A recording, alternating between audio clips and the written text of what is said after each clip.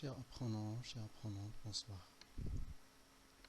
Alors aujourd'hui, ce soir, on va travailler sur la description d'une personne, bien comment faire la description d'un personnage pour les premières années collégiales. Bon, tout d'abord, ce qu'il faut comprendre, c'est les trois phases de la description d'une personne. Bon, pour faire la description d'un personnage, il faut bien sûr établir un portrait physique, un portrait moral et la tenue vestimentaire. Bon, le vocabulaire nécessaire pour faire des portraits ou bien des descriptions, tout d'abord, concernant le vocabulaire concernant le corps. Les parties du corps, par exemple la tête, le cou, l'épaule, dos, ventre, poitrine, bras, etc. Propriétés, est-ce qu'ils sont gros, gras, bossus, boiteux, laids, vilains, grands, élancés, minces, etc. Ensuite, l'allure ou bien la démarche. Est-ce qu'il est rapide, lent, souple, raide, élégant, distingué, ça veut dire le comportement corporel. La tête, les parties de la tête, face, visage, front, cheveux, barbe, joues. Propriété, ça veut dire est-ce qu'ils sont ronds, minces, ovales, creusés, la forme de chaque élément.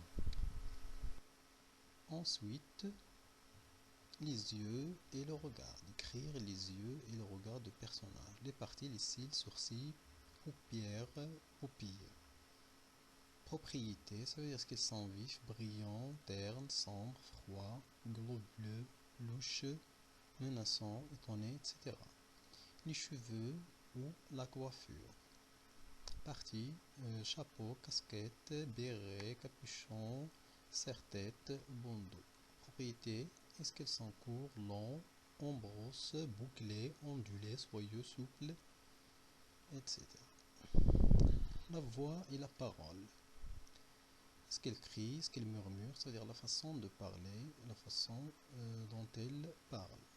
Monotone, bavard, tonitruant, éclatant, etc. Le nez, est-ce qu'elle est pointue, long, crochu, retroussé, grec, court. Les oreilles pointues, grandes, décollées. Voilà ce qu'elle concerne maintenant, ce que concerne le portrait physique. Concernant le portrait moral, on commence par le caractère. Le portrait moral a relation directe au caractère de personnage. Ça veut dire est-ce qu'il est brave, courageux, téméraire, sévère, réservé, discret, timide, lâche, rusé, méchant, etc. Mais aussi, on peut ajouter un élément ici, exprimer des sentiments ou les émotions. Ça veut dire décrire les sentiments et les émotions exprimées par ce personnage à partir de son caractère. Ce qu'il aime, ce qu'il chérit, ce qu'il se passionne pour, ce qu'il déteste, ce qu'il a envie, ce qu'il est jaloux, ce qu'il est étonné. Bon, ce sont des sentiments et des émotions exprimées par ce personnage à partir de son caractère, de sa façon de se comporter. Le troisième élément, c'est la tenue vestimentaire. Bon, les vêtements, il faut reconnaître les noms des vêtements, robe, jupe, tablier, chemise, pôle, pantalon, costume, etc. Et il faut décrire leur forme, la matière dont ils sont et leur couleur. Raillé, fleuri, plissé, à carreaux, la forme et la couleur en or, en argent, en céramique, en coton, en laine, etc. Et la couleur, noir, marron, gris, etc.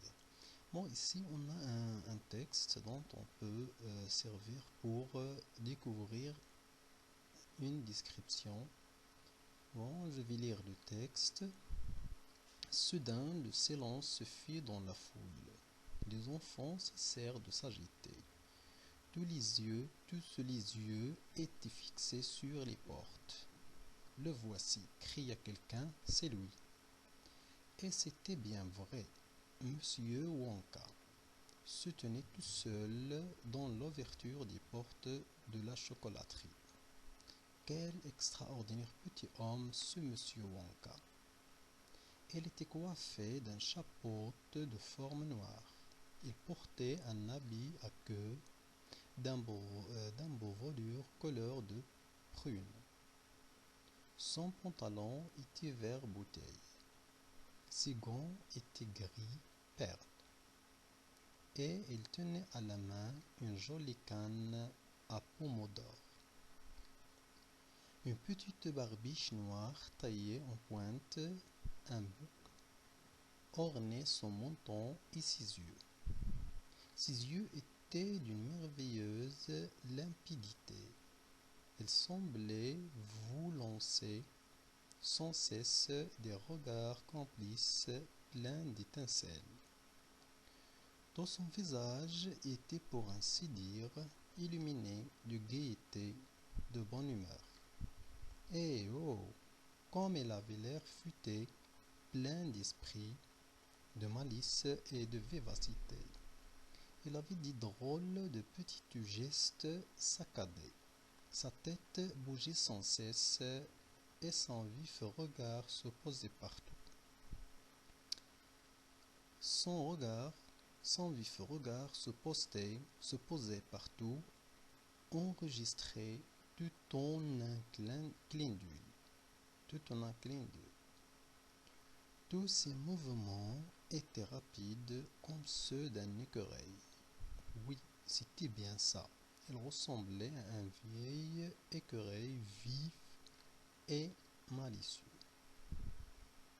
Soudain, dans un curieux pas de dents sautillant, il ouvrit largement les bras et sourit aux 5 enfants rassemblés devant la porte. Puis il s'écria: Soyez les bienvenus, mes chers petits amis, soyez les bienvenus de ma chocolaterie. Sa voix était claire et flûtée. Voulez-vous avancer un à un, s'il vous plaît, dit-il, sans quitter vos parents, puis vous me présenterez vos tickets d'or en me disant vos noms au premier. Rolanda, chocolaterie, Charlie et le chocolaterie. Voilà, c'est le texte. Je vous laisse le temps, un peu de temps pour le relire si vous voulez. Et après, on va voir comment on va travailler sur ce texte, bien l'exercice qu'on va faire et accomplir à partir de ce texte.